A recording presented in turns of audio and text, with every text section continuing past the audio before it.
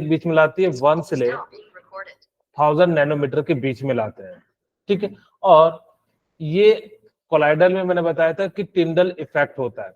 आज हम बात करते हैं कि प्रॉपर्टीज ऑफ कोलाइडल सॉल्यूशन, यानी कि क्या क्या प्रॉपर्टीज होती है कोलाइडल सॉल्यूशन में, इनके बारे में हम लोग क्या करेंगे, बात करेंगे। तो सबसे पहले हम बताते हैं कि कोलिगेटिव प्रॉपर्टीज होती क्या है। आपको याद हो तो मैंने सॉल्यूशन में बताया था, मैंने कहा था कि जो अमाउंट ऑफ सॉल्यूट पे डिपेंड करता है उसको हम लोग क्या कहते थे, सॉल्यूशन में कोलिगेटिव प्रॉपर्टीज कहते थे। सेम यहां भी है, बस अंतर क्या है कि कोलाइडल पार्टिकल जो होते हैं वो बिगर होते हैं ट्रू सॉल्यूशन से। आपको याद हो मैंने बताया था कि जो ट्रू सॉल्यूशन होंगे उनकी पार्टिकल की साइज मैंने कितना बताया था, 0.01 टू 1 नैनोमीटर के बीच में बताया था। कोलाइडल पार्टिकल की जो साइज बताया था वो कितना बताया था, 1 नैनोमीटर टू 1000 नैनोमीटर बताया था। वही कहता है कि कोलाइडल पार्टिकल बीइंग बिगर एग्रीगेट्स। एग्रीगेट्स का मतलब मैंने याद हो तो पिछली क्लास में बताया था कि वो क्या करते हैं ना, छोटे छोटे से मिलके एक पर्सिपिटेट का फॉर्मेशन कर देते हैं। इसी को हम लोग कह देते हैं एग्रीगेट, यानी कि छोटे छोटे जो है या जो बड़े मॉलिक्यूल्स है वो आपस में मिलकर क्या कर देते हैं, पर्सिपिटेशन का फॉर्मेशन कह देते हैं। इसी को हम लोग कह देते हैं यानी कि कोलिगेटिव प्रॉपर्टीज, यानी कि वहां पे मैंने बताया था एग्रीगेट्स कहा जाता है। अब होता क्या है कि कोलाइडल पार्टिकल बीइंग बिगर एग्रीगेट, अब उसका साइज बड़ा होगा तो उसका एग्रीगेट्स यानी कि जो ओवरऑल जो बनेगा वो भी क्या बनेगा, बड़ा बनेगा। The number of particle in colloidal solution is comparatively small as compared to the true solution। कहता है कि ट्रू सॉल्यूशन के कंपैरिजन में इनकी जो पार्टिकल्स होंगी, ठीक है, वो क्या होंगे, कम होंगे। आप पूछोगे क्यों सर, क्योंकि इसकी साइज छोटी छोटी है तो ज्यादा पार्टिकल का एग्रीगेट बना पाएगा। लेकिन इसकी पार्टिकल की साइज बड़ी है तो ज्यादा बड़े नंबर ऑफ की क्वांटिटी में कम हो जाएंगे। जैसे ऐसे समझिए, मान लेते हैं कि मैं आपको समझाने के लिए एक एग्जांपल बनाता हूं कि मेरे पास ये कोई मान लेते हैं कि एडजॉर्बेंट है और इस पे पार्टिकल छोटे छोटे ज्यादा चिपकेंगे। लेकिन अगर मैं कहूं मैंने जो है बड़ा पार्टिकल ले लिया तो इसमें कम पार्टिकल चिपकेंगे। इसी को हम लोग क्या कह देते हैं, यानी कि कोलाइडल पार्टिकल बीइंग बिगर एग्रीगेट्स, यानी कि इसके अंदर जो साइज होगा, जो चिपकेगा वो कैसा होगा, बहुत बड़ा होगा। या जो घुलेगा सॉल्यूशन के अंदर वो क्या होगा, उसका साइज बड़ा होगा। The number of particle in colloidal solution is comparatively small as compare to the true solution.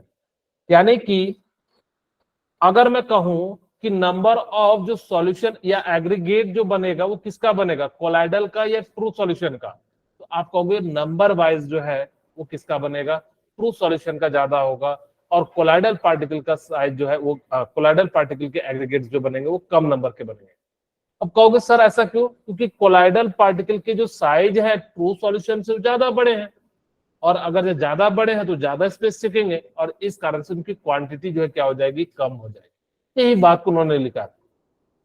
Hence the value of colligative properties जैसे osmotic pressure, lowering in vapour pressure, pressure and depression in freezing point and elevation in boiling point, ये सभी के सभी मैंने आपको जो है कहां पे बताया था, जो है आपको सॉल्यूशन वाले यूनिट में बताया था। Are the small order of compare to the value shown by the true solution at a small concentration. ये क्या करते हैं कि यहाँ पे जो आप जो वैल्यू ऑफ कोलिगेटिव प्रॉपर्टीज होती हैं इन सभी का क्या हो जाता है, यानी कि जो है कम हो जाता है as comparison to true solution.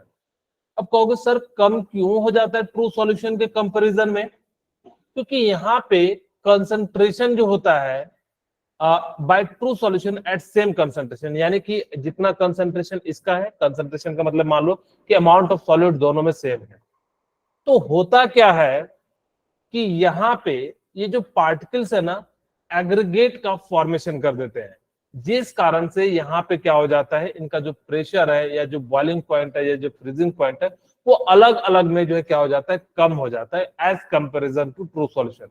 अब एक बच्चा आके कहता है सर इसका क्या लेना देना, इस प्रेशर, ठीक है सर, मैंने माना कि इसकी साइज बड़ी है, ठीक है, लेकिन इसका प्रेशर कैसे कम हो रहा होगा?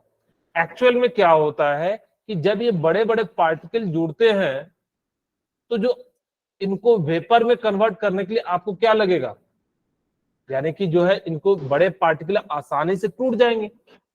मैं कहूं क्योंकि ये छोटे छोटे पार्टिकल है, ये आसानी से इलेक्ट्रोस्टैटिक के द्वारा क्या होंगे, बंधे होंगे। लेकिन ये क्या हो रहे होंगे, आसानी से जो है बंधे नहीं होंगे, जिस कारण से क्या हो जाता है, आसानी से टूट जाता है। इसी कारण से इनकी जो फ्रीजिंग पॉइंट ये सारी जो है क्या हो जाती है, कम हो जाती है। ये याद हो तो मैंने बताया था कि सॉल्यूशन के अंदर ना लाइट का पाथ नहीं दिखता है, इस बात को याद रखना। मैंने एक बात कहा था कि ट्रू सॉल्यूशन और कोलाइडल को पहचानने का सिर्फ और सिर्फ एक ही मेथड होता है, this method is known as Tyndall effect. यानी कि कोई भी सॉल्यूशन को आपको सॉल्यूशन है या कोलाइडल है, उसको पहचानने का सबसे सिंपल जो तरीका है वो कौन सा इफेक्ट है, टिंडल इफेक्ट है। अब किसी बच्चे के मन में आएगा कि सर ठीक है, मैं समझा कि इसके पार्टिकल छोटे हैं, इसके पार्टिकल बड़े हैं। मैंने बोला हाँ कोई दिक्कत नहीं, लेकिन मुझे ये बताओ कि थोड़े बड़े होने के कारण इसमें ये अंदर पाथ कैसे दिखता है सर? अच्छा आप लोग ना एक काम कर सकते हो, यहाँ पे क्या होता है ना कि लाइट जो है ना छोटे छोटे पार्टिकल से टकराता है, जिसमें समझाने के लिए आपको बताता हूँ। यहाँ पे मान लीजिए कि लाइट जो है ये पार्टिकल के साथ क्या हो जा रहा है, टकरा जा रहा है, ठीक है। यहाँ पे मान लेते हैं कि ये सारे पार्टिकल है और वाटर है। अब जैसे ही यहां से पार्टिकल क्या होंगे, टकराएंगे। अब ये टकराएंगे तो दूसरे पार्टिकल के साथ, फिर यहाँ पे, फिर यहाँ पे, इस प्रकार से क्या होता है, मल्टीपल्स टाइम जो है क्या करते हैं, ये जो है टकराते रहते हैं। और जब ये मल्टीपल्स टाइम टकराते हैं तो जिस कारण से क्या होता है कि अंदर में ही लाइट क्या होता है, मल्टीपल्स टाइम जो है रिफ्लेक्ट होने लगता है। और जब मल्टीपल्स टाइम रिफ्लेक्ट होने लगता है तो आपको पानी चमकता हुआ प्रतीत होता है। इसी इफेक्ट को जब ये अंदर में ही लाइट चमकने लगता है सॉल्यूशन के अंदर या कोलाइडल सॉल्यूशन के अंदर, तो इस फिनोमिना को हम लोग क्या कह देते हैं, कोलाइडल, यानी कि इफेक्ट को हम लोग टिंडल इफेक्ट कह देते हैं। इस बात को याद रखिएगा कि आपसे पूछा जाए कि सॉल्यूशन और कोलाइड को किस प्रकार से पहचानेंगे, तो उसको कहिएगा कि जिसके अंदर टिंडल इफेक्ट शो करेगा उसको हम लोग कह देंगे कोलाइड है, और जिसके अंदर नहीं करेगा उसको हम लोग कह देंगे सॉल्यूशन है, ट्रू सॉल्यूशन है। यहाँ पे देखिए एक और बात याद रखिएगा कि सॉल्यूशन के अंदर ना बीच में पाथ नहीं दिखाई देगा, बिल्कुल क्लियर पास हो जाएगा। लेकिन कोलाइड के अंदर जो है ना आपको पाथ दिखाई देगा, क्यों? क्योंकि यहाँ पे क्या होता है, मल्टीपल्स टाइम जो है लाइट का रिफ्लेक्शन हो जाता है। इस कारण से आपको ये क्या होता है, यानी कि जो है चमकता हुआ प्रतीत होता है और फिर जो है यहाँ से निकल जाता है। अब एक बच्चा आके मुझसे पूछा, सर ठीक है आपने कहा कि मैं समझ गया कि यहाँ पार्टिकल है कोलाइड्स के जिस कारण से टकरा रहे, तो इसको डेविएशन होना चाहिए ना। अब इतनी सारी लाइटें होती हैं कि वो वापस आपस में टकरा के जो है ना मैक्सिमम एक ही पाथ को फॉलो कर लेती है। इस कारण से आपको पर्टिकुलर रेंज में ही आपको चमकता हुआ दिखाई देगा। जिस जिस रेंज में दिखाई देगा आप कहोगे सर मैं यहाँ पे छोटा सा लाइट है लेकिन यहाँ पे बढ़ गया, जिस कारण से क्या हो जाता है, थोड़ा सा बड़ा आपको चमकता हुआ प्रतीत होगा। इसी को हम लोग कह देते हैं, यानी कि जो है टिंडल इफेक्ट कहते हैं। Scattering of light is known as Tyndall effect. अब मैं एक बड़ा बेहतरीन सा आपसे क्वेश्चन पूछता हूं, आप लोगों ने कभी कभी नोटिस किया होगा कि अलग अलग डायरेक्शन पे देखने पे ना एक ही चीज का कलर अलग अलग आता है? कभी किसी ने नोटिस किया है? नहीं किया तो आप लोगों को मैं एक एग्जांपल देने का प्रयास करता हूं। आप लोगों ने सूर्य को उगते डूबते देखा है? Yes sir. क्या Yes, sir. हर समय कलर सेम रहता है? सुबह लाल होता है, दोपहर में व्हाइट No, होता है, sir. फिर No, sir. रेड हो जाता है। अब आप लोगों के मन में ऐसा क्वेश्चन उठना चाहिए कि सर ठीक है मुझे इसका रीजन बताओ कि ऐसा क्यों हो रहा है। या फिर आप लोगों ने कई बार देखा होगा कि अलग अलग डायरेक्शन से आप अलग अलग चीज को देखोगे ना, अलग अलग कलर दिखाई देगा। होगे सर समझाने की कैसे अलग अलग दिखेगा। मैं आपको ना एक एग्जांपल के साथ समझाने का प्रयास करता हूं जिससे आपको जो है ना ज्यादा क्लियरिटी आएगी। अच्छा मेरी आवाज तो क्लियर जा रही है ना? Yes sir. एक्चुअली क्या है ना कि बगल में कंस्ट्रक्शन का वर्क चल रहा है, इसीलिए। Okay, the colour of sol is not always the same colour of the substance in the bulb. यही कहता है कि जितने भी सॉल है, सॉल का मतलब समझते हो, सॉलिड और लिक्विड का जो सॉल्यूशन बनाते हैं उसको हम लोग क्या कहते हैं, सॉल कहते हैं। वही कहता है the sol of the colour of sol is not always the same as the colour of the substance in the bulb. यानी कि सॉल का जो कलर है ना वो चेंज होते रहता है। जैसे कि एग्जांपल के साथ समझिए, कहता है for example bluish tinge is given diluted milk in reflected light.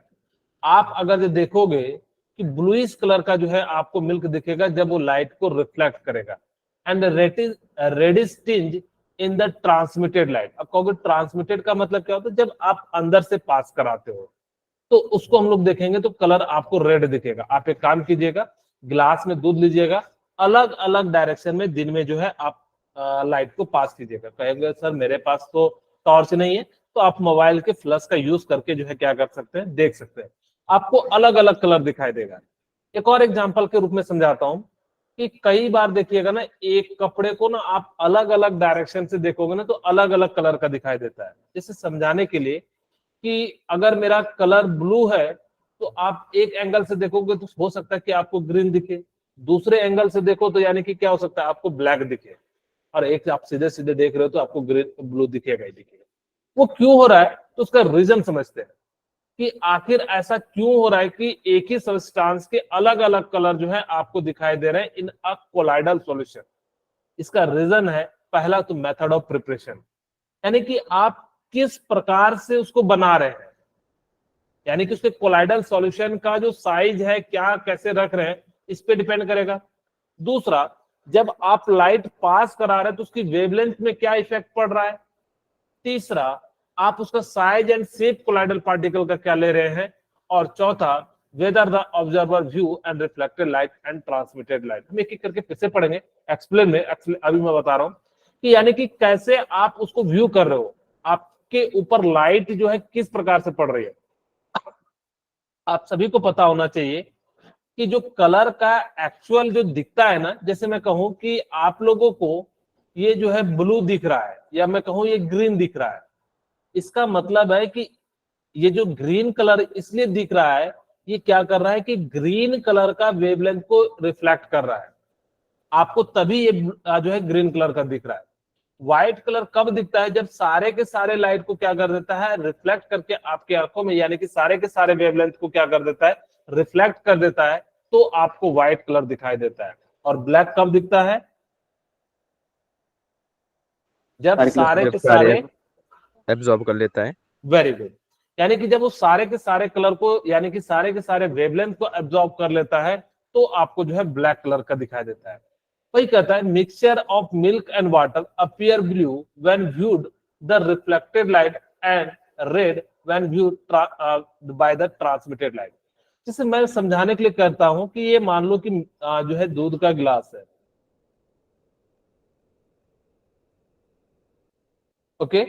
अब ये क्या है, यहाँ पे मिल्क का एक गिलास है। अब मैंने क्या करा कि अगर जैसे मैंने यहां से लाइट को पास कराया, ये टकराया यहां से यहाँ, अगर आप इस डायरेक्शन से देख रहे हैं तो आपको ना हल्का ब्लूइश कलर का दूध दिखाई देगा। अब ये नहीं कहिएगा सर दूध का कलर क्या ब्लूइश होता है, ये सारा हम लोग देखने पे डिपेंड करते हैं एंड उसके वेवलेंथ पे डिपेंड करते हैं। लेकिन अगर आपने यहां से लाइट डाला और इसी के अंदर आ गया तो आप देखोगे तो यहाँ पे जो है आपको जो कलर दिखाई देगा वो कैसा दिखाई देगा, रेड कलर का, रेडिश टाइप का दिखाएगा। तो वही चीज कहता है finest gold in red colour as the size of particle increases it appear purple. अगर एकदम बहुत ही छोटे छोटे गोल्ड के सोल बना लो तो जो ना आपको जो कलर दिखाई देगा वो कैसा दिखाई देगा, पर्पल दिखाई देगा। Then blue and finally golden, यानी कि वो जो है क्या करते हैं आपको अलग अलग डायरेक्शन पे दिखाई देता है। अच्छा, यहाँ पे मैं कुछ और बात कर देता हूं। अब आपके मन में आ रहा होगा कि मेथड ऑफ प्रिपरेशन क्या है, कि आप किस प्रकार से सोल का फॉर्मेशन कर रहे हैं। बेसिकली सोल के साइज क्या है, सोल को आप बनाने का कौन सा तरीका यूज कर रहे हैं, इन सब चीजों पे क्या करता है, यानी कि मेथड ऑफ प्रिपरेशन डिपेंड करता है। और ये मैंने आपको बताया कि वेवलेंथ पे डिपेंड करता है और साइज ऑफ कोलाइडल पे डिपेंड करता है। और चौथा जो है, आप किस डायरेक्शन से देख रहे हैं। आप अगर जब मैं कहूं, आप कभी ना ऊपर से लाइट देखिएगा तो आपका ना, जैसे मान लो कि स्ट्रीट लाइट होगा, स्ट्रीट लाइट के आप सीधे सीधे खड़े होकर देखोगे, आप कितना भी अच्छा कपड़ा अगर रेड पहने हो तो आपको येलो दिखाई देने लगेगा। क्यों? क्योंकि आपके ऊपर जो है रिफ्लेक्शन हो रहा है। और दूसरा, आप देखोगे कि वो जो है किस प्रकार से जो है आपको जो है रिफ्लेक्ट होकर वेवलेंथ जो है आ रहा है। ये बहुत ही आसान सा चीज फिनोमिना होता है ब्राउनियन मोशन। आप सभी को पता है कि अगर मान लो, समझाने के लिए पहले ब्राउनियन मोशन समझा देता हूं। ये मान लीजिए मेरे पास ब्राउनियन मोशन का एक कंटेनर ले लिया या रूम मान लीजिए, यहाँ पे बहुत सारे छोटे छोटे डस्ट पार्टिकल हैं। अब ये क्या होता है कि मान लेते कि लाइट गया, इससे टकराया, इससे टकराया, इससे टकराया, इससे टकराया, और ये मल्टीपल्स टाइम होते रहता है, यानी कि इसी सिस्टम के अंदर जो है होते रहता है। इस मोशन को हम लोग क्या कह देते हैं? ब्राउनियन मोशन कह देते हैं। ये एक्चुअली एयर में आपको बहुत ज्यादा दिखाई देते हैं, यानी कि रैंडम जिगजैग मोशन को हम लोग क्या कह देते हैं? ब्राउनियन मोशन कह देते हैं। इसका कोई डायरेक्शन नहीं होता। तो सर फिर ये कैसे टकरा रहा है? जहां टकराएगा, जिस डायरेक्शन में टकराएगा, उस डायरेक्शन में क्या हो जाएगा? चेंज हो जाएगा। जैसे ये पार्टिकल यहां से यहां चला, यानी कि इस वाले व्हाइट वाले को टकराया, और व्हाइट वाले से टकराने के बाद इसका डायरेक्शन इसको जाना चाहिए था ऐसा सीधा सीधा, लेकिन ये टकराने के कारण क्या हो गया? इसका डायरेक्शन जो है चेंज हो गया। जिस कारण से जो चेंज हुआ, इसी मोशन को क्या कहते हैं? ब्राउनियन मोशन कहते हैं। यहाँ पे आपको ये तो समझ में आ गया होगा कि रैंडम मोशन या जिगजैग मोशन का जब पार्टिकल का होता है, उसको हम लोग क्या कहते हैं? ब्राउनियन मोशन कहते हैं। ये याद रखना कि नेचर में ये कंट्रोलेबल नहीं है, यानी कि इंडिपेंडेंट होता है। इसके मोशन को कोई कहेगा कि नहीं भाई मैं इसी डायरेक्शन में घुमाऊंगा, तो नहीं घूमता है, क्योंकि जैसे इसके सामने कोई पार्टिकल आएगा, उससे टकराएगा, उसका डायरेक्शन क्या हो जाएगा? चेंज हो जाएगा। लेकिन यहाँ पे एक बात ध्यान देना कि the motion is independent of the nature of collide but depend on the size of particle and viscosity of solution। ये डिपेंड करता है साइज ऑफ पार्टिकल। ये इसका डायरेक्शन तो आप कंट्रोल नहीं कर सकते कि किस डायरेक्शन में जाएगा, हाँ, लेकिन इतना जरूर कर सकते हैं कि इस पार्टिकल के साइज से टकराने के बाद अगर जो छोटे पार्टिकल तो उसका स्लो डाउन हो जाएगा। जैसे देखिएगा कि गर्मी के समय में ना बहुत सारे डस्ट उड़ते रहते हैं, लेकिन जैसे ही बरसात पड़ता है तो डस्ट की संख्या क्या हो जाती है? कम हो जाती है, क्योंकि हैवियर पार्टिकल आ जाते हैं और वहां पे क्या होता है? जो है ड्रॉपलेट आ जाता है और वो एब्जॉर्ब कर लेता है, इस कारण से वहां पे हो जाता है। दूसरा, smaller the size and lesser the viscosity. कहता है कि जिसका जितना ज्यादा छोटा पार्टिकल होगा, अगर जो साइज छोटा होगा तो लेसर विस्कोसिटी होगा, और अगर जो लेसर विस्कोसिटी होगा तो फास्टर द मोशन होगा। वैसे सिंपल सी बात है, साइज छोटा होगा तो टकराएगा तो आसानी से इधर उधर घूमेगा, इसको भी पार्टिकल को साइज मिल जाएगा, एनर्जी मिल जाएगा, ये भी दूसरे पार्टिकल को हिट करेगा, तो इस प्रकार से क्या होगा? मल्टीपल्स टाइम होगा। इसका मतलब लेसर विस्कोसिटी। विस्कोसिटी का मतलब समझाऊं तो एक सिंपल सा एक एग्जांपल के साथ समझाने का प्रयास करता हूं। आप लोगों ने हनी देखा है? Yes sir.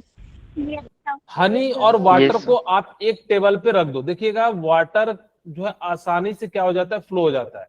लेकिन जो हनी में विस्कोसिटी फोर्स होता है, यानी कि एक अट्रैक्शन फोर्स होता है, वो क्या करता है कि उसको ना मूव नहीं करने देता है, या तेजी से मूव नहीं करने देता। मूव करता है लेकिन तेजी से फ्लो नहीं करता है। आप लोगों ने देखा होगा कि कई सारी चीजें जो होते हैं, जेली को आप रख दोगे तो ऐसे कई बार जो हम लोग उठा लेते हैं, ऐसे कर लेते हैं, वो अलग बात है, ज्यादा देर तक ऐसे नहीं रखते, नहीं तो नीचे गिर जाएगा, लेकिन आप उसको पकड़ के उठा के ऐसे कर लेते हैं। क्या पानी को पकड़ के ऐसे कर पाएंगे क्या? नहीं। क्यों? क्योंकि यहाँ पे विस्कस फोर्स जो होता है वो क्या हो जाता है? ज्यादा हो जाता है हनी में। वाटर में क्या हो जाता है? कम है। जिसका साइज जितना छोटा होगा, लेसर विस्कोसिटी होगा, पार्टिकल का मोशन क्या हो जाएगा? उतना ज्यादा हो जाएगा। इसी फिनोमेना को हम लोग क्या कह देते हैं? ब्राउनियन मोशन कह देते हैं। और इस कारण से अब जिसका विस्कोस फोर्स कम होगा तो उसका पार्टिकल सेटल होने में भी क्या लगेगा? टाइम लगेगा, और जिसका ज्यादा होगा तो वहां पे हम लोगों को क्या करना पड़ेगा कि आपको रिस्पॉन्सिबल होगा, यानी कि सेटल डाउन का जितना बड़ा पार्टिकल होगा वो क्या हो जाएगा? यानी कि जो है सेटल डाउन हो जाएगा। अब आप लोगों को इलेक्ट्रोफोरेसिस जो है आप लोगों के लिए बहुत ज्यादा इंपॉर्टेंट है, क्योंकि हमारे लिए क्या इंपॉर्टेंट है, एक्चुअली इसी प्रोसेस से आप डीएनए या फिर और भी मेडिकल से सेपरेट करते हैं। अच्छा सर, इलेक्ट्रोफोरेसिस से ही हम लोग क्या डीएनए का पता करते हैं कि किस डायरेक्शन? हाँ, आप इस प्रोसेस से क्या करोगे, डीएनए को सेपरेट कर लोगे, प्रोटीन को सेपरेट कर लोगे। कहोगे सर प्रोटीन डीएनए हम कैसे सेपरेट कर लेंगे इस प्रोसेस से, कोलाइडल से इसका क्या रिलेशन है? आपको मैं समझाने का प्रयास करता हूं। इलेक्ट्रोफोरेसिस का इलेक्ट्रो का मतलब क्या होता है? इलेक्ट्रिसिटी। फोरेसिस का मतलब क्या होता है? यानी कि सेपरेट करना। कोलाइडल पार्टिकल को इलेक्ट्रिसिटी से सेपरेट करने के प्रोसेस को इलेक्ट्रोफोरेसिस कह देते हैं। जैसे ध्यान से सुनिएगा, मैंने क्या कहा कि इलेक्ट्रोफोरेसिस प्रोसेस क्या होता है कि जिसके अंदर इलेक्ट्रिसिटी का यूज करके कोलाइडल पार्टिकल या बेसिकली एनायन या कैटायन के पार्टिकल को सेपरेट करने के प्रोसेस को हम लोग क्या कह देते हैं? इलेक्ट्रोफोरेसिस कह देते हैं। अब कहोगे सर हमें ये समझाओ कि ये वर्क कैसे करता है। हमने यहाँ पे यू टाइप का एक जो है एपरेटस ले लिया और यहाँ पे एक स्टॉप कॉर्क है और हमने दो इलेक्ट्रोड ले लिए, एक कैथोड एंड एक एनोड ले लिए। अब हम क्या करेंगे कि इसके अंदर कोलाइड पार्टिकल को भर देंगे। एक्चुअली कोलाइड पार्टिकल के पास ना चार्ज होता है, पॉजिटिव एंड नेगेटिव, दोनों में से कोई भी हो सकता है या न्यूट्रल भी हो सकता है। अब यहाँ पे मैंने माना अगर पॉजिटिव चार्ज होगा कोलाइड सॉल्यूशन पे तो कहां जाके जुड़ेगा? नेगेटिव वाले पे। अगर कोलाइड सॉल्यूशन में नेगेटिव चार्ज होगा तो कहां जाके जुड़ेगा? पॉजिटिव इलेक्ट्रोड पे। अब होता भी ऐसे ही है कि हमने जैसे ही यहाँ पे डिस्पर्जन मीडियम वाटर ले लिया, ठीक है, तो यहाँ पे डिस्पर्जन मीडियम का मतलब है कि क्वांटिटी ज्यादा है, कोलाइडल सॉल्यूशन की क्वांटिटी कम है।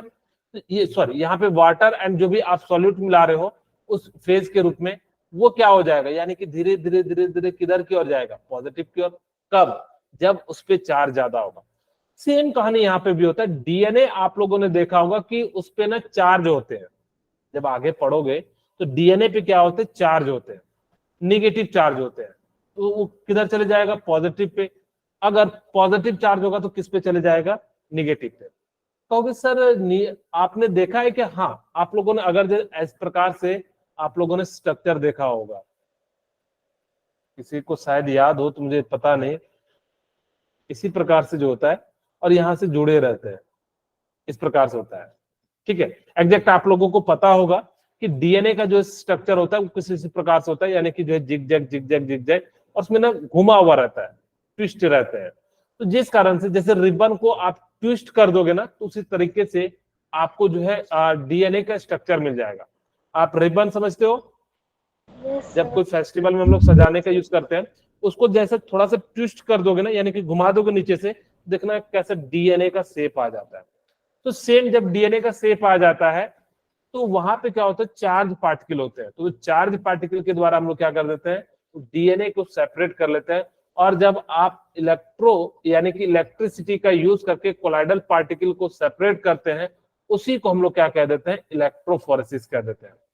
जो यहाँ पे जमा होता है ना, इसको कहते हैं कोगुलेशन, यानी कि क्या है? कोगुलेट है।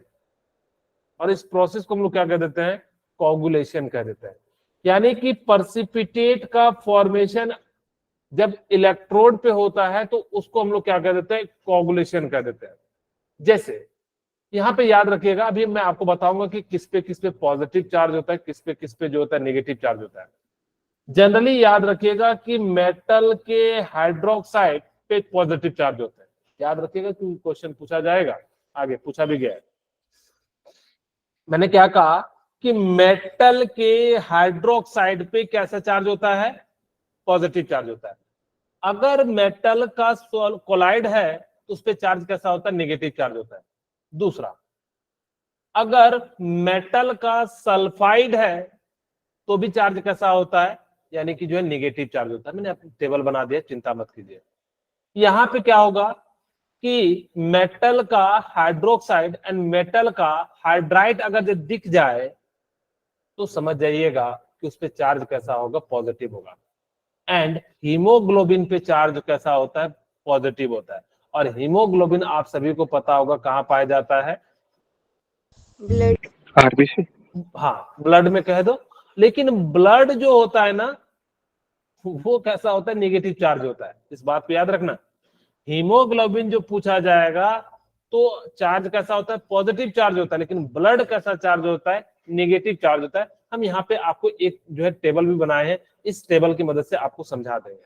ओके, अब हम बात करते हैं कि इलेक्ट्रिकल प्रॉपर्टीज। आप सभी को पता है कि कोलाइडल पे भी मैंने बताया कि पॉजिटिव भी चार्ज हो सकते हैं, निगेटिव भी चार्ज हो सकते हैं एंड न्यूट्रल भी हो सकते हैं। वो डिपेंड करता है कि आप किस प्रकार का यूज कर रहे हैं। अब कब पॉजिटिव बनेगा, कब निगेटिव बनेगा, जैसे एक एग्जांपल के रूप में समझाने का प्रयास करता हूं कि AgNO3 और Ki। अब यहाँ पे क्या होता है कि AgNO3 और प्लस Ki ये आपस में मिलकर रिएक्शन करा लेते हैं।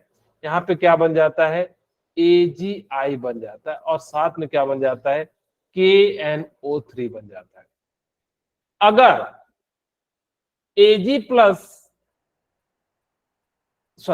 अगर हम यहां पे कहें सॉल्यूशन में the particle of Ag are पर्सिपिटेट।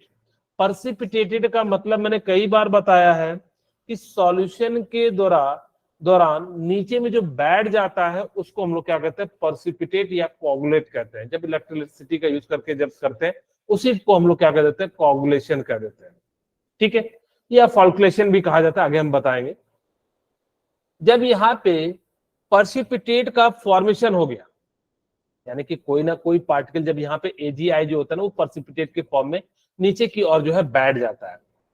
If Ki is excess, I ion would absorb by AgI negative soul, but if AgNO3 excess, Ag plus is obtained। अगर AgI अगर एक्सेस में होगा तो निगेटिव आयन को जो है क्या करता है, यानी कि एब्जॉर्ब करता है, क्योंकि इस पे पॉजिटिव चार्ज आता है।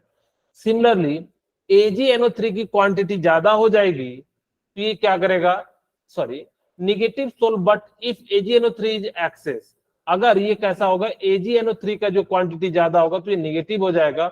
और AgI जो है क्या होता है, यानी कि ओवरऑल, क्योंकि यहाँ पे आयोडीन की इलेक्ट्रोनेगेटिविटी ज्यादा होती है तो इसके पास थोड़ा सा इलेक्ट्रोनेगेटिव टेंडेंसी आ जाता है, और जिस कारण से क्या करता है, पॉजिटिव को अपनी ओर खींचता है। यानी कि जिस टाइप की क्वांटिटी ज्यादा हो जाएगी वो उस टाइप के अपोजिट चार्ज को क्या करेगा, अपनी ओर अट्रैक्ट करेगा। बट एक याद रखना कि SN2 जो होता है वो दोनों शो करता है, पॉजिटिव एंड नेगेटिव दोनों शो करता है।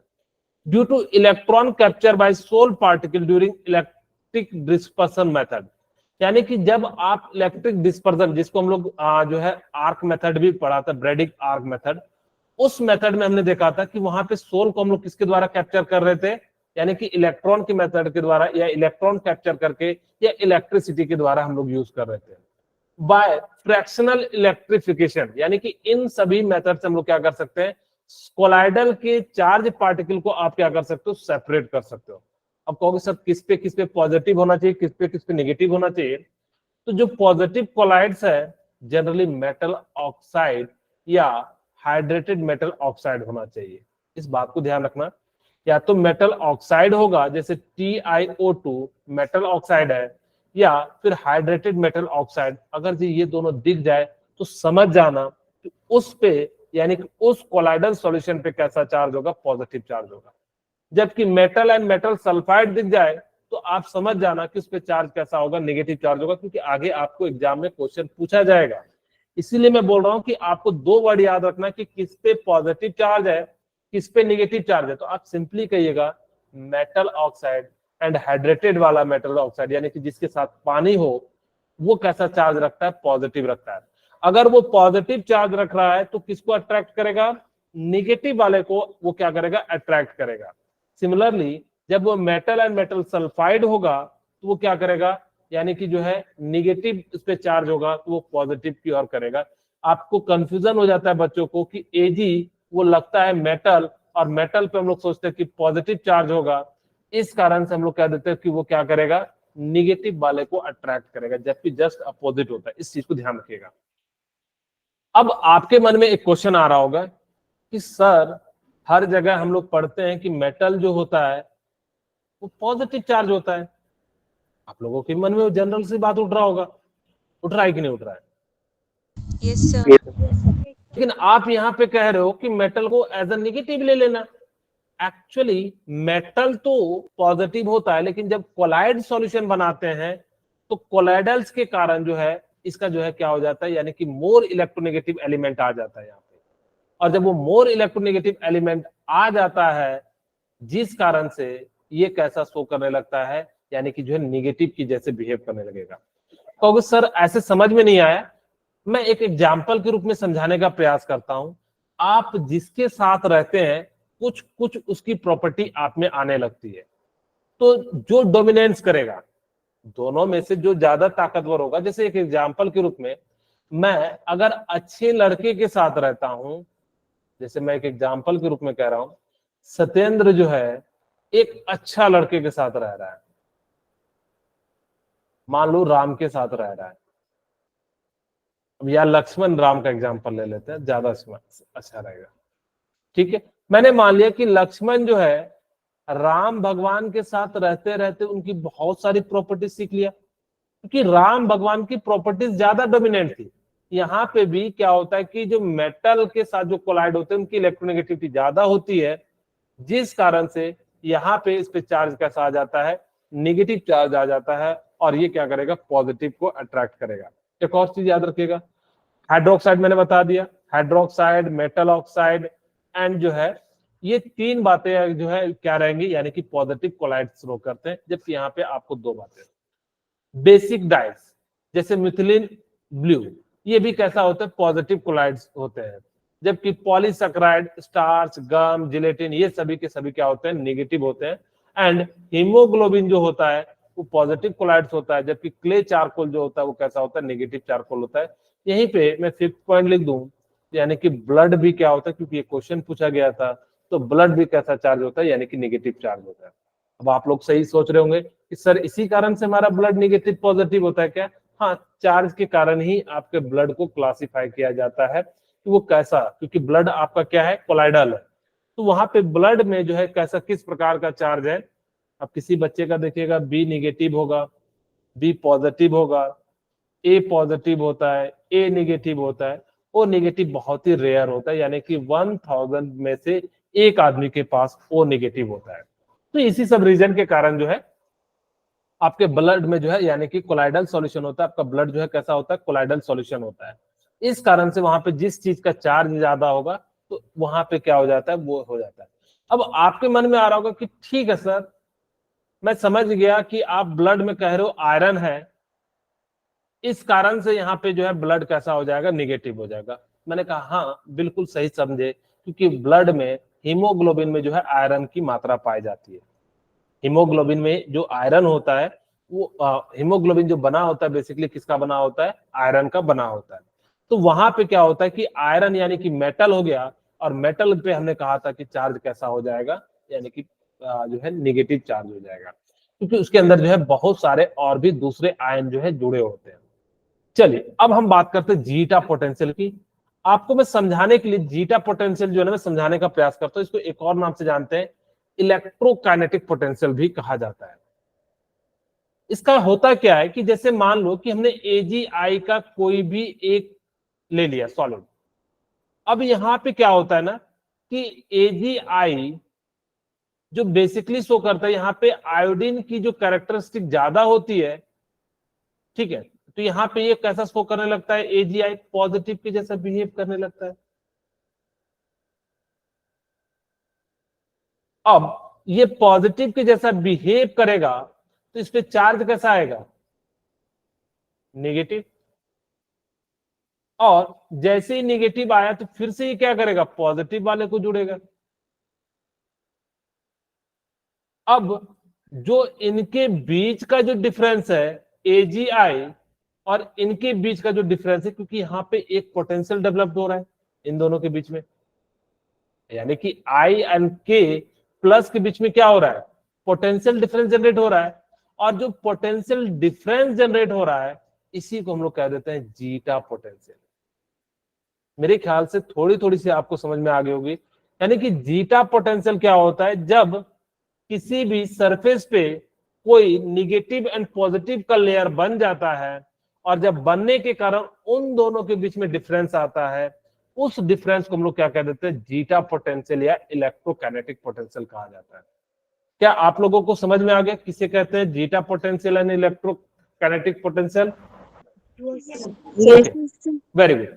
फिर से ध्यान से सुनिए, मैंने क्या कहा कि जब कोई भी सॉल्व पे कोई लेयर चिपकता है, जब बहुत सारे लेयर चिपकेंगे तो हो सकता है कि उन दोनों के बीच में पोटेंशियल डिफरेंस आ जाए, और जब पोटेंशियल डिफरेंस आ जाए तो उस डिफरेंस को हम लोग क्या कह देते हैं, जीटा पोटेंशियल या इलेक्ट्रोकाइनेटिक पोटेंशियल। आप इस बात को याद रखना क्योंकि एग्जाम में पूछा गया है। आज की क्लास में हम उस क्वेश्चन को सॉल्व कराएंगे। जीटा पोटेंशियल का मतलब है कि पॉजिटिव एंड नेगेटिव कब, जब एडजॉर्प्शन हो जाए, सरफेस पे लेयर बन जाए और उन दोनों के बीच में पोटेंशियल डिफरेंस आ जाए, उसको हम लोग क्या कहते हैं, जीटा पोटेंशियल कह देते हैं। बाकी यहाँ पे I माइनस के माइनस है तो इसको हम लोग कहेंगे डिफ्यूज लेयर। जो एक प्रॉपर तरीके से लेयर बना लेते हैं उसी को हम लोग क्या कहते हैं, जीटा पोटेंशियल कह देते हैं।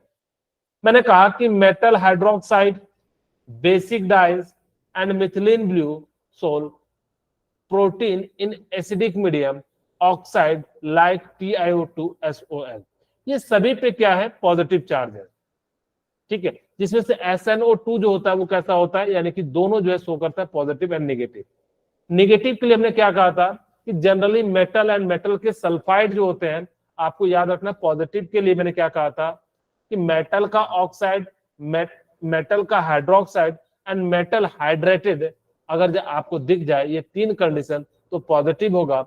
और आपको दो कंडीशन याद रखना नेगेटिव के लिए, या तो वो मेटल होना चाहिए या फिर क्या होना चाहिए, जो है सल्फर का, कोई भी सल्फर के साथ जो है मेटल जुड़ा हुआ होना चाहिए, जिसको मेटल सल्फाइड कहेंगे। अगर आपको दिख जाए तो आप समझ जाना कि उस पर चार्ज कैसा होगा, नेगेटिव होगा। Acid dyes like eosin and sol of starch, gum, gelatin, clay and charcoal. Just मैंने आपको पीछे भी टेबल के फॉर्म में जो है मैंने बता दिया था। ओके, ये वाला प्रोसेस देखिएगा, बड़ा बढ़िया प्रोसेस है, इलेक्ट्रोऑस्मोसिस। अच्छा, इलेक्ट्रोफोरेसिस में ना क्या होता है कि जो कौन सा पार्टिकल मूव करता है, तो ऑस्मोसिस वाले में मैं दोनों बता देता हूं। ऑस्मोसिस में यहां पे जो डिस्पर्स मीडियम के जो पार्टिकल होते हैं वो मूव करते हैं, जबकि इलेक्ट्रोफोरेसिस में क्या मूव करते हैं, डिस्पर्स फेज के पार्टिकल मूव करते हैं। आपको याद हो, डिस्पर्स मीडियम मैंने बताया था, जिसकी संख्या ज्यादा हो या जिसकी क्वांटिटी ज्यादा हो उसको डिस्पर्स मीडियम कहते हैं, जिसको हमने सॉल्वेंट के टर्म में भी आपको मैंने समझाया था। और जिसकी क्वांटिटी कम हो उसको हम लोग क्या कह देते हैं, डिस्पर्स फेज कह देते हैं, यानी कि इसकी क्वांटिटी कम है। ऑस्मोसिस में डिस्पर्स मीडियम का पार्टिकल मूव करता है, इस बात को याद रखना क्योंकि क्वेश्चन पूछा जाता है कि कैसे याद रखोगे, ओम से याद रखना। यानी कि ऑस्मोसिस में किसका मूवमेंट होता है, डिस्पर्स मीडियम का। डिस्पर्स मीडियम मतलब क्या होता है, जिसकी क्वांटिटी ज्यादा होती है। इसी इलेक्ट्रो ऑस्मोसिस का यूज करके आप वाटर को क्या कर सकते हो, फिल्टर कर सकते हो। जैसे मैंने यहां पे क्या करा कि मैंने गंदा पानी डाल दिया, अब पानी जो है, पानी की क्वांटिटी ज्यादा है, आप खुद सोचिए पानी की क्वांटिटी क्या है, ज्यादा है, और इसके अंदर में चार्ज भी है। तो अभी सर पानी के अंदर चार्ज कहां से आ गया? मान लेते हैं कि कई सारे रीजन से, कई बार देखिएगा कि हम लोग क्या करते हैं, अर्थ में जो है अर्थिंग लगा देते हैं या इलेक्ट्रिक आया, किसी रीजन से उस पर चार्ज आ गया। अब जब चार्ज आ गया तो यहां पे ये कौन सा प्लेट है, नेगेटिव। नेगेटिव को हम लोग क्या कहते हैं, एनोड, और पॉजिटिव को क्या कहते हैं, कैथोड कहते हैं। अब होता क्या है कि आपने यहाँ पे क्या कर दिया, पानी डाल दिया, इधर साइड जो है आपने सेमी परमेबल मेम्ब्रेन लगा दिया। कहोगे सर एक सेमी परमेबल मेम्ब्रेन लगाते तो क्या दिक्कत था? एक्चुअल में हम यहाँ पे क्या कर रहे हैं कि पानी के साथ साथ उसके चार्ज को भी क्या कर रहे हैं, कम कर रहे हैं। कहोगे सर चार्ज कैसे कम कर रहे हो? अब देखो मैं समझाता हूं। मान लेते हैं कि इसमें पॉजिटिव एंड निगेटिव चार्ज है, कुछ भी चार्ज है, मैं समझाने के लिए, पॉजिटिव एंड निगेटिव चार्ज है। जनरली किसी वाटर में कोई एक क्वांटिटी ज्यादा होगी। अब कहोगे सर अगर दोनों हो गए तो कोई बात नहीं, हमने यहाँ पे लगाया। मैं यहाँ पे एक समझाने के लिए ना एक मेथड का यूज कर रहा हूँ। यहाँ पे मैं मान रहा हूँ कि एक्सेस में पॉजिटिव चार्ज है। अब ये positive charge semi permeable membrane से मूव करेगा। अब किसी बच्चे के मन में आएगा क्या सर चार्ज के पार्टिकल सेमी परमेबल मेम्ब्रेन से मूव कर सकते हैं? क्योंकि आपने मुझे बताया था सॉल्यूशन में कि सेमी परमेबल मेम्ब्रेन से जो जिसकी पार्टिकल की साइज छोटी होती है वही पास करते हैं। इसकी भी साइज बहुत छोटी होती है, आसानी से सेमी परमेबल मेम्ब्रेन से क्रॉस कर जाता है। जैसे ही पॉजिटिव, अब कहोगे सर इधर ही जाएगा क्या पॉजिटिव? हाँ, क्यों? क्योंकि यहाँ पे नेगेटिव वाला टर्म उसको क्या कर रहा होगा, खींच रहा होगा। और जब इसको खींचता है तो यानी कि इस डायरेक्शन में क्या होता है, यानी कि जो मूव करने लगता है। और ये क्या करते हैं, सारे चार्ज पार्टिकल को अट्रैक्ट कर लेता है। इस प्रकार से यहाँ पे क्या हो जाता है, आपका जो है चार्ज खत्म हो जाता है। और जैसे साथ में क्या होता है, वाटर के मॉलिक्यूल्स भी सेमी परमेबल से बात होते हैं, पास हो रहे थे। तो ये क्या हो जाता है, यानी कि जो धीरे धीरे जो है ना इसका वाटर का लेवल बढ़ते चले जाता है। और जैसे जैसे वाटर का जो है वो क्या होता है, यानी कि जो है बढ़ते चले जाता है। इस कारण से आपका वाटर क्या हो जाता है, यानी कि फिल्टर हो जाता है। और इसी प्रोसेस को हम लोग क्या कह देते हैं, इलेक्ट्रो ऑस्मोसिस। इलेक्ट्रो ऑस्मोसिस में किसका मूवमेंट होता है, तो डिस्पर्जन मीडियम का होता है। ये लिखा हुआ है, this movement of dispersion medium under the influence of electric potential is called electro osmosis. Electrophoresis में डिस्पर्स फेज के पार्टिकल का मूवमेंट होता है, जबकि यहाँ पे किसका होता है, डिस्पर्जन मीडियम का हो जाता है। और इस प्रकार से आप क्या कर सकते हो, इलेक्ट्रो जो है ऑस्मोसिस का यूज करके क्या कर सकते हैं, वाटर का या किसी अन्य भी कंटामिनेटेड वाटर का आप क्या कर सकते हो, सेपरेट कर सकते हो। इन्हीं सब मेथड का यूज करके कई बार चार्ज पार्टिकल, जैसे मान लो कि समुद्र में किसी कारण से न्यूक्लियर रिएक्टर के कारण जो है आ गया चार्ज, तो वहां पे भी हम लोग क्या करते हैं, इस मेथड का यूज करके जो है सेपरेट करते हैं। ये मेथड बड़ा महंगा होता है, इसी कारण से हम लोग जो है इसको बड़े लेवल पे जो है यूज किया जाता है। ओके, कोगुलेशन और पर्सिपिटेशन। आपको याद रखना है कि कोगुलेशन का मतलब क्या होता है, कि किसी सॉल्यूशन में पर्सिपिटेट का जम जाना, यानी कि नीचे में जो जम जाता है। जैसे एक एग्जांपल के रूप में समझाने का, वहां पे वो पर्सिपिटेट नहीं होता है। मैं एक जो है आपको रियल एग्जांपल का समझाने का प्रयास करता हूँ। केमिकल रिएक्शन के बाद में बात करेंगे। जैसे आप लोगों ने पढ़ा होगा AgCl को हम लोग NO3 के साथ रिएक्शन करते हैं तो AgNO3 बन जाता है। इस प्रकार से जो है AgI बन जाता है। जैसे आपको मैं बता दूं, AgNO3 को हम KI के साथ रिएक्शन कराते हैं तो यहाँ पे AgI बन जाता है। AgBI जो नीचे में पर्सिपिटेट के रूप में बैठ जाता है।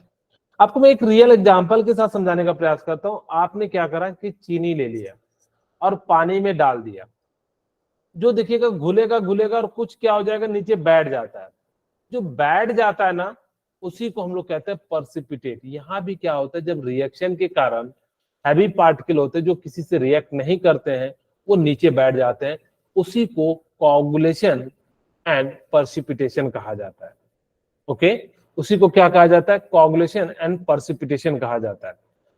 इसको ना एक और तरीके से फॉल्कुलेशन भी कहा जाता है। The flocculation and settling down the sol particle is called coagulation. यानी कि मैंने कहा कि जो सेटल डाउन हो जाते हैं, यानी कि नीचे बैठ जाते हैं सॉल्यूशन में या कोलाइडल सॉल्यूशन में, उसी को हम लोग क्या कह देते हैं, कोगुलेशन या पर्सिपिटेशन। और कई जगह पे सेटल डाउन को हम लोग क्या कह देते हैं, फॉल्कुलेशन भी कहा जाता है। Various method of coagulation are given below. आप किस किस प्रकार से नीचे जो है पर्सिपिटेट को जो है बैठा सकते हो। आप एक क्या कर सकते हो, एडिशन ऑफ इलेक्ट्रोलाइट। अब जैसे ही एडिशन ऑफ इलेक्ट्रोलाइट करोगे तो वो रिएक्शन के साथ रिएक्शन कर जाएगा, और जैसे रिएक्शन कर जाएगा तो वहां पे नीचे में क्या हो जाएगा, पर्सिपिटेशन या कोगुलेशन का फॉर्मेशन हो जाएगा। जो नीचे बैठ जाता है उसी को हम लोग क्या कह देते हैं, कोगुलेशन कह देते हैं। ठीक है, जैसे यहाँ पे AgNO3 में हमने यहाँ पे क्या करा, KNO3। और AgI जो होता है क्या होता है, भारी होता है, क्योंकि इसको वैसे भी देख रहे होंगे। और ये किसी के साथ रिएक्ट भी नहीं करता, और जब रिएक्ट नहीं करता तो नीचे बैठ जाता है। इसी को पर्सिपिटेशन या कोगुलेशन कहा जाता है।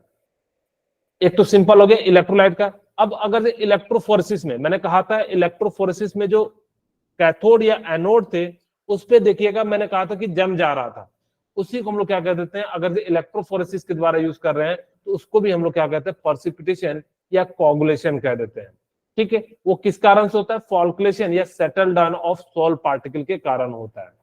तीसरा, मिक्सिंग अपोजिट चार्ज सोल। अब ये क्या है कि आप क्या करो कि अपोजिट चार्ज वाला जो है, जैसे मान लो कि AgI का यहाँ पे निगेटिव चार्ज बहुत ज्यादा आ गया, तो हम लोग यहाँ पे क्या करेंगे, पॉजिटिव वाला डालेंगे, जिस कारण से यहाँ क्या होगा, ये अट्रैक्ट करेगा और अट्रैक्ट करने के बाद जो है क्या हो जाएगा, नीचे की ओर बैठ जाएगा। चौथा, बॉइलिंग। अब आप लोगों के मन में आ रहा होगा कि सर बॉइलिंग करने के बाद काइनेटिक एनर्जी बढ़ जाती होगी। मैंने कहा हाँ, बिल्कुल सही सोच रहे हो। फिर मुझे बताओ कि जब पार्टिकल बैठ जाएगा तो सेटल डाउन कैसे हो रहा है। एक्चुअल में क्या हो रहा है कि जब पार्टिकल की काइनेटिक एनर्जी नो डाउट बढ़ रहा है, लेकिन यहाँ पे क्या हो रहा है, वाटर के वेपर क्या हो रहे हैं कि ऊपर उड़ रहे हैं, और जब ऊपर उड़ रहे हैं तो इनके बीच जो पार्टिकल है वो क्लोज क्लोज आ रहे हैं, और जब वो क्लोज क्लोज आ रहे हैं तो फोर्स ऑफ अट्रैक्शन क्या हो जाता है, बढ़ जाता है। और जैसे फोर्स ऑफ अट्रैक्शन बढ़ जाता है, जिस कारण से वो क्या हो जाता है, सेटल डाउन हो जाता है। यहाँ पे एडिशन ऑफ इलेक्ट्रोलाइट, जैसे देखिए, A negative ion cause precipitate positively sol and vice versa. कहता है कि अगर जो सॉल्यूशन पे नेगेटिव चार्ज है तो आप क्या करो, पॉजिटिव वाला डालो, और पॉजिटिव सोल है तो आप नेगेटिव वाला डालो। तो इस प्रकार से इलेक्ट्रोलाइट डालोगे तो क्या हो जाएगा, धीरे धीरे बैठ जाएगा। When the valency of ion is high, precipitation power is increased। इस बात को याद रखिएगा, वैलेंसी, तीन बातें यहां से याद रखनी है। Valency of ion is high, ठीक है, तो पर्सिपिटेशन पावर जो है क्या हो जाएगा, हाई हो जाएगा।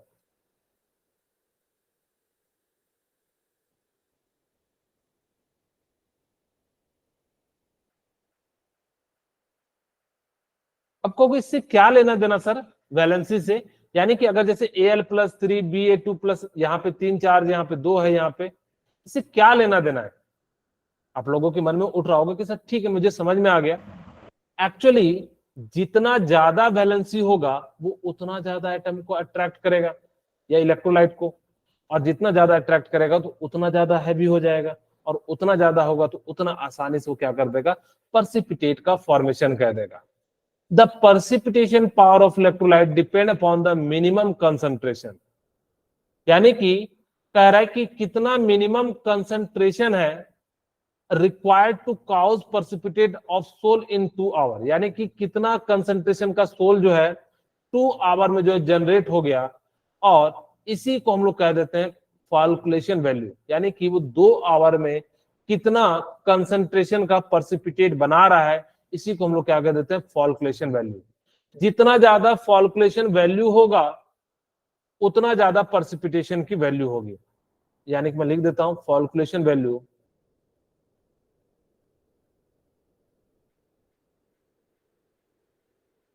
हाई होगा तो पर्सिपिटेशन भी क्या हो जाएगा, हाई हो जाएगा।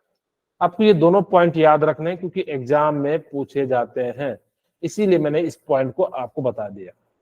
अब इलेक्ट्रोफोरेसिस में मैंने बता दिया कि यहाँ पे क्या होता है, अपोजिट चार्ज वाले, हाँ बोले Praveen. Sir last point repeat करना प्लीज।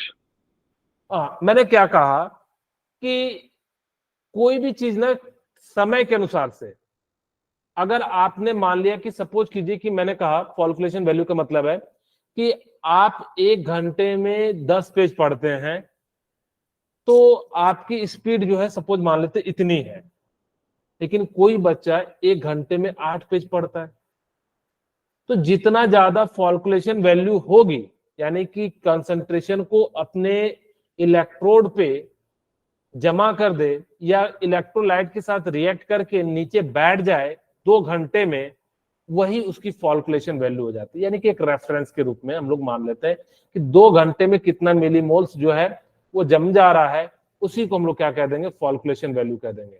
जितना फॉल्कुलेशन वैल्यू, यानी कि स्मॉलर द फॉल्कुलेशन वैल्यू, अच्छा मैंने उल्टा लिख दिया क्या, ओके सॉरी, फॉल्कुलेशन वैल्यू जितना कम होगा उतना ज्यादा प्रेसिपिटेशन का क्या होगा, वो होगा। इसका मतलब समझिए धीरे ध्यान से कि जितना ज्यादा समय में कम मोल यानी कि मिली मोल है, यानी कि बहुत ज्यादा समय है, यानी कि कम जो है क्या होगा जमा होगा, तो प्रेसिपिटेशन भी क्या होगा, यानी कि फॉल्कुलेशन वैल्यू का मतलब अगर मैं ऐसे समझाऊं कि 2 घंटे में कितना ज्यादा जो है जमा कर रहा है, अगर जो कम समय में 2 घंटे की जगह 1 घंटे में कर दे वो काम, तो आपका प्रेसिपिटेशन क्या हो जाएगा, बढ़ जाएगा। ऐसे समझिए कि मैं एक दिन में पहले 10 पेज पढ़ता था, अब मैंने हाफ दिन में जो है क्या कर दिया, 10 पेज पढ़ दिया, यानी कि मेरी फॉल्कुलेशन वैल्यू बढ़ गई, सॉरी फॉल्कुलेशन वैल्यू डिक्रीज हो गई, तो मेरी प्रेसिपिटेशन यानी कि पढ़ने की रेट क्या हो गई, इंक्रीज हो गई। वही कहता है जितना कम फॉल्कुलेशन वैल्यू होगा उतना प्रेसिपिटेशन का जो है वैल्यू आ जाएगा। ठीक है, ओके। इलेक्ट्रोफोरेसिस का मतलब क्या होता है कि जब आप अपोजिट चार्ज का यूज करके क्या करते हैं, प्रेसिपिटेट बनाते हैं, तो उस प्रोसेस को हम लोग क्या कहते हैं, इलेक्ट्रोफोरेसिस कह देते हैं। By mixing two opposite charge sol, मैंने कहा था कि जब आप क्या करते हो अपोजिट करते हो तो भी हो जाता है। On boiled due to increase collision the sol particle combine and settle down. यहाँ पे कहता है कि जब आप हिट करते हो तो उसकी एनर्जी बढ़ जाती है, जिस कारण से वो क्या करते हैं, आपस में कोलिजन बहुत ज्यादा करते हैं, और जब वो कोलिजन करते हैं तो जिस कारण से पार्टिकल आपस में क्या हो जाते हैं, टकराने के बाद जो चिपक जाते हैं, और वो इलेक्ट्रोस्टैटिक फोर्स ज्यादा हो जाता है, या वहां पे वंडरवाल फोर्स ज्यादा हो जाता है, जिस कारण से वो क्या करते हैं, बहुत सारे पार्टिकल को जोड़ते हैं और धीरे धीरे धीरे धीरे क्या हो जाते हैं, सेटल डाउन हो जाते हैं। जब आप पानी को गर्म करते हैं तो यानी कि क्या हो जाता है, धीरे धीरे जो है साल्ट टाइप का जो होता है वो नीचे आ जाता है। यही सेम बातें बिल्कुल सिमिलर लिखी हैं, तो आप एक बार जो इसको ध्यान दीजिएगा। अब हम बात करते हैं protection of colloids. Protection of colloid का मतलब क्या होता है, जैसे मान लो मेरे पास कोई लायोफिलिक सॉल्वेंट है या सॉल्यूशन है या सोल है, हम उस पे क्या करेंगे कि लायोफोबिक पे लायोफिलिक कोलाइड का सॉल्यूशन का या सोल का जो हम लोग क्या कर देंगे, लेयर चढ़ा देंगे। इससे क्या होगा कि उसकी लाइफ बहुत ज्यादा बढ़ जाती है, और जब वो लाइफ बढ़ जाती है तो जिस कारण से एक लेयर चढ़ा दिए, और उस लेयर को हम लोग क्या कह देते हैं, प्रोटेक्शन ऑफ कोलाइड्स।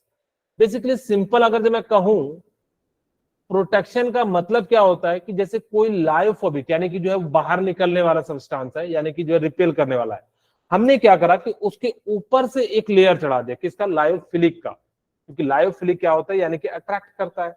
जब वो अट्रैक्ट करेगा तो जिस कारण से जो लायोफोबिक के पार्टिकल्स हैं वो बाहर ना चले जाए, तो इस फिनोमेना को हम लोग क्या कह देते हैं, प्रोटेक्शन। यानी कि किसके द्वारा कर रहे हैं, कोलाइड के द्वारा कर रहे हैं, इसीलिए प्रोटेक्शन ऑफ कोलाइड्स कह देते हैं।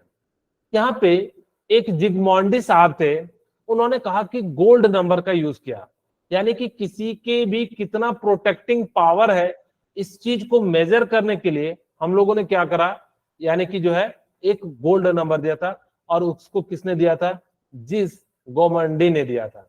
ठीक है, जिग्मोंडी ने दिया था। तो जिग्मोंडी ने क्या कहा कि जितना ज्यादा प्रोटेक्टिंग पावर होगा, ठीक है, जैसे यहाँ पे देखिए, जिग्मोंडी introduce the term gold number as measure protecting power of colloids.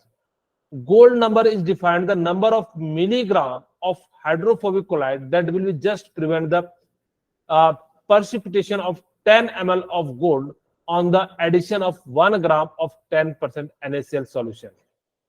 अब यहां पे जितना कम होगा यानी कि गोल्ड नंबर,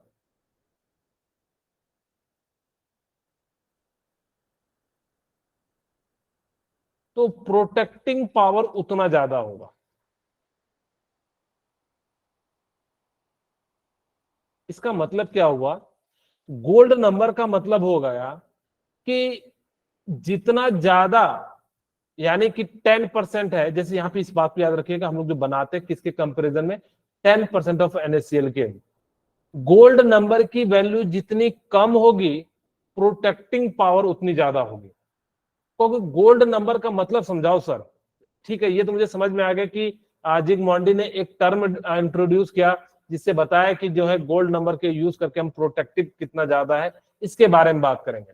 मुझे ये समझाओ कि सर गोल्ड नंबर कम होगा तो प्रोटेक्टिंग पावर कैसे इंक्रीज होगा। तो मैं सिंपल शब्दों में समझाने का प्रयास करता हूं।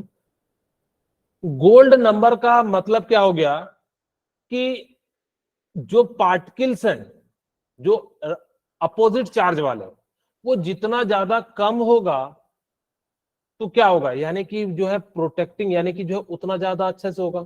अब मान लो बहुत सारा रिपल्सन हो जाए या बहुत बड़ा लेयर बन जाए तो क्या होगा, न्यूक्लियस से दूर हो जाएगा। और अगर जो न्यूक्लियस से दूर हो जाएगा तो यानी कि न्यूक्लियस उसको अट्रैक्ट नहीं कर पाएगा या सोल को अट्रैक्ट नहीं कर पाएगा, जिस कारण से उसकी प्रोटेक्टिंग वैल्यू क्या हो जाएगी, कम हो जाएगी। लेकिन जितना गोल्ड नंबर कम होगा, यानी कि जितना कम चढ़ा होगा लेयर, उतना ज्यादा क्या हो जाएगा, प्रोटेक्टिंग पावर हो जाएगा। और इस बात को याद रखिएगा 10% NaCl का हम लोग क्या करते हैं, यूज करते हैं। आप सभी को मैंने बताया था कि इमल्सन क्या होता है, जब दो लिक्विड को आप मिलाते हो तो इमल्सन का फॉर्मेशन करते हैं। दो टाइप के इमल्सन आप बना सकते हो, एक या तो ऑयल में वाटर डाल दो या वाटर में ऑयल डाल दो। इन्हीं दो तरीके का आप क्या कर सकते हो, इमल्सन का फॉर्मेशन कर सकते हो। ठीक है, अब हम बात करते हैं कोलाइड अराउंड अस, यानी कि कहां कहां आप लोग के आसपास जो है कोलाइड सॉल्यूशन दिखते हैं। पहला, blue colour of the sky. आप सभी ने देखा होगा कि जो कलर है स्काई का, कभी आपको व्हाइट दिखता है, आजकल के समय में आपको कैसा दिखेगा, ब्लू कलर का दिखाई देता है।